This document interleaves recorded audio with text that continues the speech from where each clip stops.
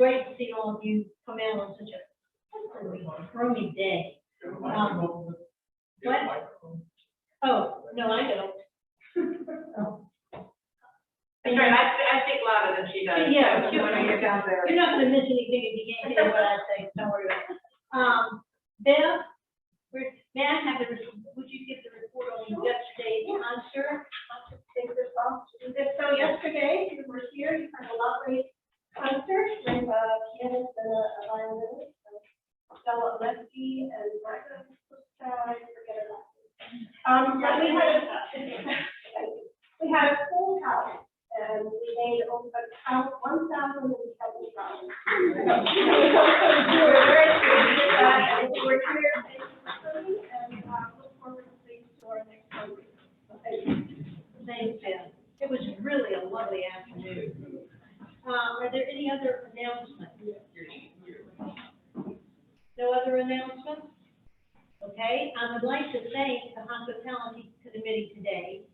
Evelyn Goldenberg, AJ Gardner, Phyllis Sarah, and Norma Howell. If I forgot someone or I didn't get their name, excuse me, but these were the names that were given. If no other announcements, I'd like to turn the program over to Charlene to introduce our speaker.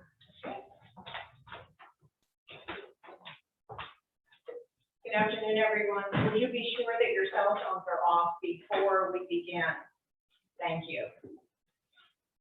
We are pleased to present today Dr. Amanda Klekowski von Koppenfels, who will speak on refugee migration to the United States. Amanda will put the current refugee situation, Afghan refugees, Haitians, and the Mexican border into context, looking at the history of refugee migration to the United States, a very current and relevant topic. Dr. Klekowski von Koppenfels is Associate Professor in Migration and Politics at the University of Kent Brussels School of International Studies in Belgium. Amanda lives with her husband in Belgium, and their twins have begun their freshman year at colleges here in the United States this fall.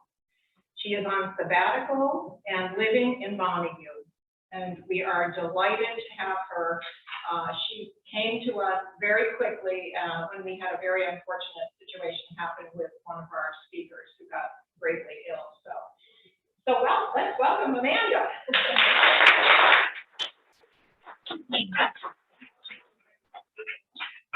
Thank you very much, and thank you, Mom. I'm very happy to be here. So, as Charlene very kindly said, I am indeed going to talk to you a little bit about the history of refugee migration to the United States. Huge topic, and I'm going to touch on it in sort of bit schematic detail. If you have questions, hold on to them. I'm very happy to answer those questions when we get there. I'm leaving time for questions, so I can respond to any questions you might have there and go into more detail.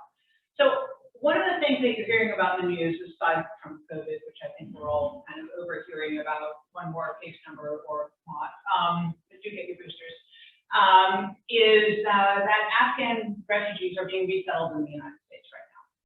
At the same time, you're hearing about Haitians who are being stopped at the border. They're coming in through Mexico, and they're being stopped at the border in a very brutal fashion, right? You may have seen pictures of Border Patrol actually whipping them. And so these are the two contrasting things going on with entries into the United States for what we call humanitarian migration right now. And so I thought it might be useful to just sort of go into that and put a little bit of context on that. Now, I do have my notes on my telephone, so I'm not actually checking messages. I am looking at my notes, just so you know, it's that is what I'm looking at. So moving on, this is the SS St. Louis. It was a ship of the Hamburg America Line, and this was a ship that sailed in May 1939 from Hamburg. It had 917 people on board. Most of them were German Jews. It sailed to Cuba, and people were denied entry. The ship then went to Miami and was denied entry. And this is something that this was 1939, right? The ship then finally went back to Antwerp. To here.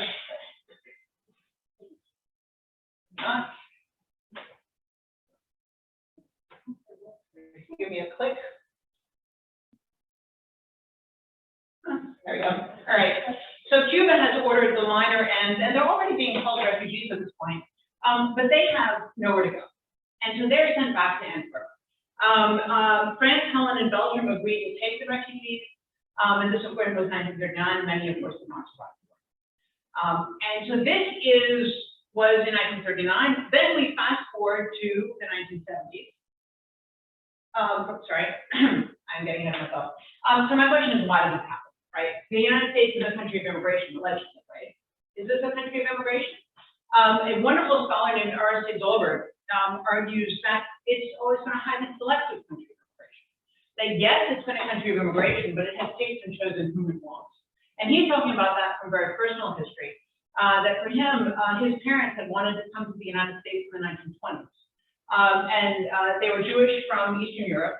1920s, they wanted to enter into the United States. His mother was denied entry because she is scoliosis. And so she was not healthy enough to enter the United States and was turned back.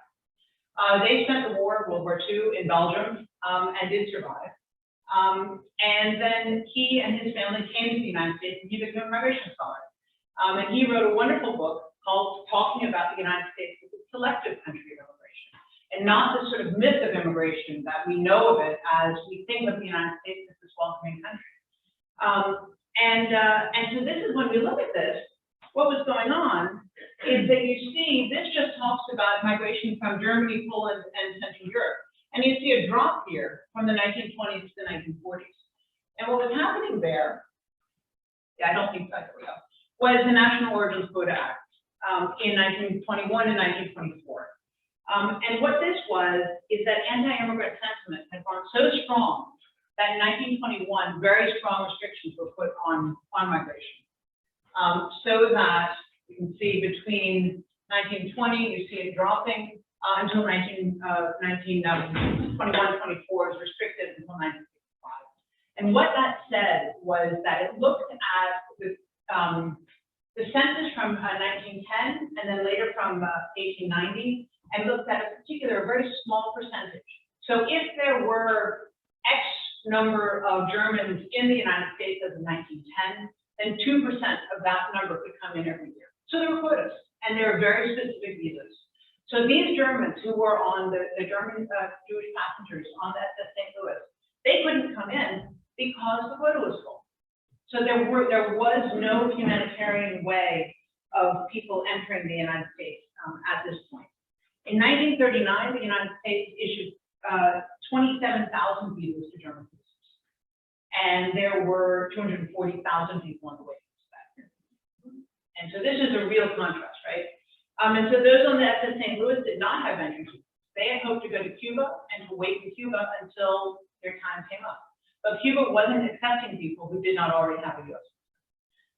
And then, so we look at this, between 1933 and 1945, just 125,000 German citizens, most of them Jewish, entered the United States. And we, of course, know that 6 million Jews died in the Holocaust, were killed in the Holocaust. And so the United States was not living up to a national responsibility at that point. And in fact, I have said, and many others have argued, that the United States, Australia, and other countries failed European Jews horribly during that time period. So then we fast forward to the 1970s. And here we see Vietnamese refugees, often called the good people, who have escaped from Vietnam by boat, and they've headed to nearby Asian countries. And that's where they first received asylum, they first received protection. And there, they were then resettled to the United States, to Canada, to Australia, to Europe, to many different countries. And 125,000 Vietnamese refugees were accepted to the United States in 1975 alone. Okay, so 125,000 German citizens came to the U.S. between 1933 and 1945. And then in 1975, we have the same amount of Vietnamese coming in one single year. So what happened, right? So what's going on? Let me give you the total numbers. So between 1975 and 1985, you have close to 500,000 Vietnamese refugees resettled in the United States. And Canada and Australia are also resettling similar numbers. So what happened was the 1951 Geneva Convention related to refugees. And this was huge. This is still, international law is famous because you can't really enforce it terribly well. If a country has signed an international convention, it's very, very difficult to, what kind of mechanisms do you have to force a country to follow them? And typically what is often done on the international stage is naming and shaming. Is that a particular country is not living up to its international obligations under a particular law. And you'll hear, right, at the UN, they will say such and such a country is not following its obligations. But so the Geneva Convention is a convention that actually has been very well followed. And so what this says, Article 1 of this says that it defines refugee. So we have a clearly defined legal term of what refugee is. We don't have that for migrant. Migrant or immigrant is not a legally defined term, but refugee is. And what that is a person who, owing to a well-founded fear of persecution, and for reasons of race, religion, nationality, membership of a particular social group, or political opinion, is outside a country of nationality. And the nationality is also defined very broadly, meaning not just citizenship, which is the legal term for nationality, but also ethnicity, particular tribe, for instance, and so that, for instance, is what is one of the factors when we look at refugee resettlement. So the Refugee Convention of 1951 is largely emerging from the courts to prevent countries from barring their doors to people who are in need of refugee protection. It's also responding to what was at the time in 1951 a large internally displaced persons question in Europe. There were over 1 million people who were living in displaced persons camps in Europe. And so the Geneva Convention initially in 1951 was limited to Europe, and it was meant to be temporary. It was meant to sort of, deal with the issues after World War II, and then we're not going to need this anymore, and then we'll move on. The 1967 protocol to the Geneva Convention then expanded it internationally, and then took away the time limitation. It's still not terribly well adhered to in Asia. Not many Asian countries have signed it. Most European countries have, most African countries have, but Asian countries have not. The United States took the Geneva Convention into its own law in 1980, but before that it followed it. The United States is known for not having adhered to most international conventions. There is the International Convention on the Rights of Children, and there are 2 countries that have not signed that one, Sudan and the United States. But anyway, the Geneva Convention is one that the United States has actually signed. And so this is, well, okay. So when we think about the Geneva Convention, there are 2, we can think about an asylum seeker and we think about a refugee. An asylum seeker is somebody who comes to a country and asks to be recognized as a refugee. And the language is that you ask to be recognized as a refugee because you are a refugee. So it's not a question of being granted that status, it's a question of having that status, of having your status as a refugee recognized. And so in a asylum procedure, you come to a border, and this is what happens often in Europe. You come to a border, you say, I have a fear of persecution. The authorities examine your claim, determine that indeed you have a well-founded fear of persecution on one of these 5 grounds, and you're granted refugee status. One of our PhD students was just granted refugee status this past year, and he now has his fancy new travel document that looks like a Belgian passport, but it's not actually a passport, but he very happily went to the Frankfurt Book Fair this past weekend, and he is so pleased to be safely in Europe. Then we have refugee resettlement, and that's where refugees come to an interim location. So the Vietnamese who came to Malaysia, more recently Burmese in Thailand, Somalis in Kenya, Afghans in Pakistan. Pakistan is actually one of the largest refugee hosting countries in the world, has the largest number of refugees. It's not the United States, it's not Canada, it's not Europe, but it's largely countries in Asia and Africa. And the United States has historically been a refugee resettlement. So historically, not just because of location, but also what's been going on nearby, right? That US, Australia, New Zealand, and Canada, also Norway, have been the largest refugee resettlement countries. And that means that, again, people are vetted elsewhere. So if Burmese are vetted by the U.S. State Department, the U.S. State Department goes to refugee camps and looks for the most vulnerable people. But it's also, of course, very political, right? Because when you have something over 40 million refugees in the world, and the United States is resettling somewhere between 20,000 and 100,000 a year, the choices are the most vulnerable, but also, for instance, the Burmese various minorities in Thai refugee camps, you're making a point for Myanmar, right? So this is, of course, very, very political. Same thing with refugees who fled the Soviet Union and were granted refugee status or recognized refugee status on the grounds of political opinion.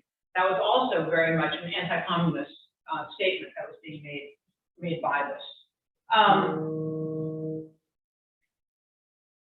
So the U.S. refugee admission and refugee ceiling typically has been right around 80,000-ish. It was in 1980 at the tail end of the Vietnamese refugee crisis. It was around 200,000.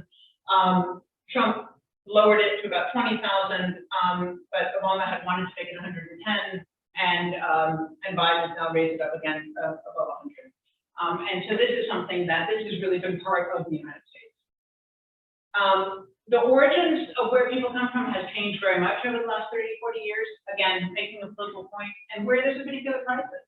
And that's where we start getting into the question of why Afghan refugees are now being resettled in the United States. That's where the greatest need is right now. And that's also with the Afghan refugees, that's very much, they are being granted refugee status on being membership of a particular social group. These are people who were translators, who supported the U.S. in Afghanistan. So this membership of a particular social group, they have a well-founded fear of persecution on that basis, and that's why they are being resettled here. And when we look at asylum in the United States, so we have refugee resettlement, people who are selected from elsewhere and resettled in the United States. But then we also have people who are granted asylum in the United States. And that can be one of two ways. You're in the United States on a student visa, you might be at UMass, something happens in your country, there's a coup, a political coup, and you're on the wrong side of it. Suddenly, you're here on a student visa, perfectly, legally, normally, and a migrant visa, but you can't go back to your country anymore because you are on the wrong side of the government, and you will be persecuted if you go back. And so then you can file an asylum claim, and that's what's called an affirmative asylum claim, this blue line here, that you are already here. Then what's called a defensive asylum claim is what you see happening at the Mexican border right now, where people come to the border and say, I am fleeing persecution, let me in. The problem is that if you were, as people in St. Louis were, you have a pretty good idea in 1939 that if you're Jewish, you need to get out. But you're not being persecuted yet. And so this being able to be granted refugee status, or sorry, I keep being recognized as a refugee, you need to be in fear of your life now. And so it's a real balance between whether you're going to get protected or whether you're not. And that's what we see happening at the border right now.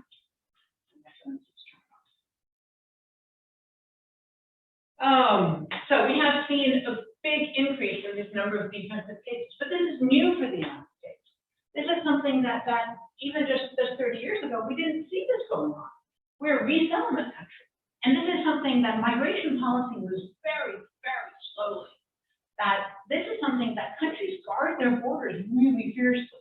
This is part of the definition of a sovereign nation state, that countries like to guard those borders. And the Refugee Convention is an abridgment of that sovereign nation state. That means that people can enter in without being a citizen, right? That they're being able to broach those borders. And so what's happening is that countries don't want to let people in. That's why gender is not one of the reasons for persecution. It never will be. Not going to happen. You can be a membership of a particular social group. So you could be a woman who does not want to wear a headscarf in a country where headscarves are absolutely required. But then you're not getting in, you're not being recognized as a refugee because of being a woman, but because of that particular status. Article 31 of the Geneva Convention basically says, yeah, you can be a quote unquote illegal immigrant and still be granted or recognized as a refugee. Because if you are fleeing for your life, you don't have time to stop and apply for a student visa. You don't have time to stop and apply. You might not have the skills to be able to come in as a highly skilled migrant. And so, yes, you can absolutely come in illegally and then file a claim for refugee status. And that's something that often when the media, but to be fair, they have about 30 seconds to get a really complex issue across. And it's really difficult to do that. But when you hear the media talking about illegal entry, perfectly legitimate convention that the United States has agreed to. So that's something and then countries will put very specific regulations on that, so that you have to make a claim within 90 days, you have to make a claim within 45 days. I mean, all these sorts of different regulations and so forth. But certainly this is something that just to make sure I touch on. So coming to the sort of contemporary point, up to 95,000 Afghans are expected to be resettled in the United States this year. And they are, as I said, so at risk of persecution by the Taliban by being a member of a particular social group who work with the Americans. And on the same time, about 30,000 Haitians were turned back at the U.S.-Mexico border. Now, they've been living in South America. They had moved there to work. But what happened was that in Venezuela and elsewhere, conditions became so bad that they then did have to flee. And then they came and are now filing things for, well, they're trying to get in. But the problem is they don't have grounds for refugee status. Corruption in your country and poverty are not grounds for being recognized as a refugee. The refugee protection is granted to people who are being persecuted on race, religion, nationality, membership of a particular social group, or political opinion. And poverty and corruption don't quite, they're not there. Again, remember that countries don't actually want to let people in. That's kind of the fundamental thing. And so when you, even holding a visa, a student visa, if you come to the United States, if the border guard thinks that he or she has grounds to believe you may overstay that visa, you will be sent back. And so this is something that refugee convention really is a huge success story. That this is something that has millions of people have been recognized and granted protected status since 1951. But it is an imperfect mechanism at best.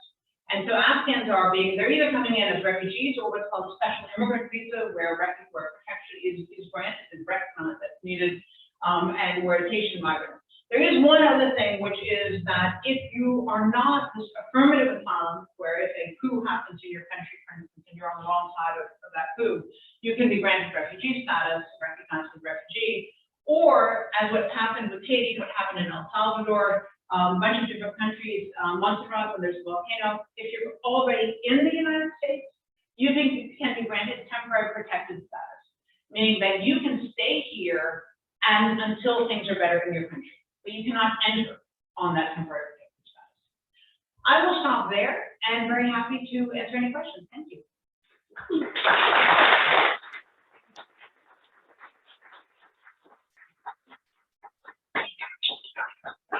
Thank you very much. I see one question already.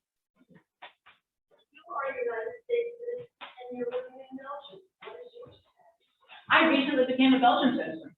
Okay, but when you first got there, we were refugees. Well, this is an excellent question, because so in migration theory, we talk about the multi-causality of migration. There's the multi-causality of migration, and then there's also shifting statuses. So when I first moved to Germany in 1996, and I was a student. Then I got married to a German, and so I had the status of spouse of a German citizen. Then together with my German husband, we moved to Belgium, and I became the spouse of an EU citizen exercising his freedom of movement within the EU. So, and actually even on some paperwork, I'm just called spouse. Like we moved from one commune of Brussels to another, and it was orders from Koppenfels and spouse, and my national number, like my Belgian social security number. So it's interesting, so then I had the weaker status. Then as I became a Belgian citizen, suddenly I was the Belgian And now he's the German who's exercising his freedom of movement within the EU. So with a simple naturalization procedure and double nationality, I have the stronger, more stable status living in Belgium. But absolutely. But I mean, if people drift in and out, I've done research on U.S. citizens living in Europe. That's my particular area of research. And a lot of people float in and out. They're on student visas, they're on fiancé visas, they're on short-term employment visas. They're sometimes undocumented, then they get married, and then have more stable status. I mean, all of these different statuses sort of float in and out. And we think about multi-causality. A lot of times people get they're traveling, they're working abroad, and they manage to get a job, even though they also would be eligible as refugees. Our PhD student came on a student visa, and then as his study period started coming to an end, and he realized, God, I have to go back. And then somebody said, why do you apply? You're a refugee. No, I guess I am. And so then, but he was a straight up, he's a Colby scholar, who can quote Foucault at you all day long, but was able to be recognized as a refugee. Yeah. Is it dual citizenship with the U.S. that you now have? It is. Oh, because my son lives in England and he's a citizen there and also. Absolutely. Since 1986, you can hold the U.S. passport with something else. That until 1986, if you acquired another citizenship, that was taken as implicit renunciation. But after 1986, it's unless the country Japan, Austria, Switzerland, Germany to a certain extent, all require that you give up your previous citizenship to acquire that citizenship. My kids actually have three passports. That they had German from my husband, Americans from me, and then since I acquired Belgian citizenship just before they turned 18, then they got Belgian along with me. So they're Belgian, German, and the United States. But they got the German and the American they got at birth, and that there's no restrictions on how many you acquire at birth. If you acquire it from your parents rather than naturalizing, then that's a different question. Next. Yeah. I really don't have any idea of the numbers of people we normally have in the committee, legally or illegally. But the question is, right now we're having a very big labor shortage for lots and lots of reasons, partly COVID, partly wages taxes that they should have for years. But are we having fewer people come from South America? So is it shut the door on immigrants? Is part of the reason we have a work shortage? That's a really good question, and nobody's really talked about that, but I would imagine so. What happened was that Trump did two things, that President Trump did several things. One was that he, and as you know, he banned immigration in certain predominantly Muslim countries. And then he also banned migration in a number of different cases. But the other thing that he did was that he cut the funding for USCIS, for the United States Citizenship and Immigration Services. And they're the ones who process visas. There is an enormous backlog in processing visas right now. So people who have the right to come here, who will be granted a visa and would be working here, it's just taking too long to process that. USCIS works on fees. So they get their funding through fees, not through funding from the federal government. So yeah, so I would imagine that it's effective. Yeah? I was going to say that in the 1930s, it was considered illegal immigration in the United States. Oh, yeah. Our family entered. Absolutely. Yep. No, so, and it turns out, of course, he naturalized, we're listing in the U.S. military.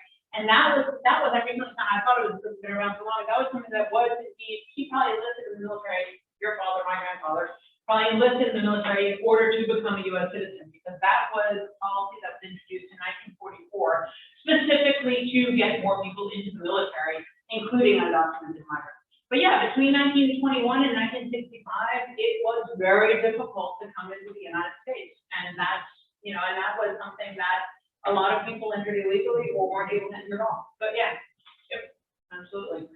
So illegal entry to the United States is nothing new. Yeah. What's the difference between immigrant and migrant? Excellent question. So most of the literature about migration came from the United States initially. So the United States is known as an immigration country. So a lot of folks in Chicago, a lot of folks in New York, a lot of them themselves are German or Italian origin, which was the big migrant groups at the time and the concerning ones, and so in the United States, there was this myth that, you know, there's one way migration from Europe to the United States. When you got here for the Promised Land, and you stayed. Actually now, some historians have gone through census data and seen that about 30 to 50% of Italians and Germans did actually go back, either to fight in the war, I can tell you, or just it didn't work out, and so they went back. But there's still this myth of immigration, and so you will hear on the news even now talking about Afghan immigrants. And so the immigrant is the entry, emigration is people leaving. And a lot of migration scholars today talk about migrants, because that really is, people often move. And I've been living in Europe for about 25 years. I've been back here in that time period 3 times for sort of 4 to 8 months. Moving around in Europe, I've moved around, I've been to 4 different countries. That's sort of where jobs have taken us. And very much sort of a labor market, much like here. You might live in New York, you might live in Massachusetts. So we moved from Germany to Belgium, a couple-hour drive. And migrants really captures much more of the complexity of movement patterns of people who immigrants might come to the United States, and then their children with dual citizenship and dual cultural awareness might go back to their parent country. And so migration or migrants really captures much more of that. And so we use that much more in literature these days, but in the media, they still talk about immigrants, because that really is a myth in the United States of movement to the United States. Other questions? It's a comment. I was told by think it's my manager that the house on the corner of Amity and Sunset, which has some kind of international group ownership, that Afghans are going to be some Afghans will be settled there very soon. Excellent. That's great. No, I mean, and Afghans will be settled across the United States, and that's something that that people will, they are fleeing, and they need a safe place. So that's great. Yeah. Amanda, how do you tell where Afghans in this case will go or end up being settled? Is there some place to stick a pin in the map, or you sign up and say, I will take someone, or? It's something that's interesting that a lot of, in the literature, there's a lot of discussion and debate over whether having migrants in a group is helpful for integration, or whether being dispersed is helps people integrate better. And what's interesting is that in refugee resettlement in the United States, the refugee resettlement agencies have tended to settle people in a group. Like among refugees, there are a lot in Minnesota. Ilhan Omar, Congresswoman from Minnesota, is of Somali origin. Her family came as refugees. And there are a lot of Somali refugees in Minnesota who were put there together. So part of it is that. Part of it is what states can settle them. And so part of it is a state or a city saying, we're happy to have refugees be resettled here. A couple of years ago, Springfield, Massachusetts made news when the mayor said, we don't want any refugees here. And he was being accused of being racist and so forth. But what he was really saying is, Springfield has enough problems. We can't take any more people and genuinely be able to support them. And so they really would be better off somewhere else. But what's interesting is you will see some work done on refugees and migrants have really revitalized a lot of small towns that have been emptied out, that people have left all across New England, across New Hampshire, and a lot of places, that it really is migrants and refugees who didn't really have much choice about where they were being settled. It's not that they chose a particular location, but it was chosen for them. And they're the ones who are really economically strengthening these towns. And so they so people who come to this country are a fabulous addition and strengthen the United States. Okay. Right. Thank you.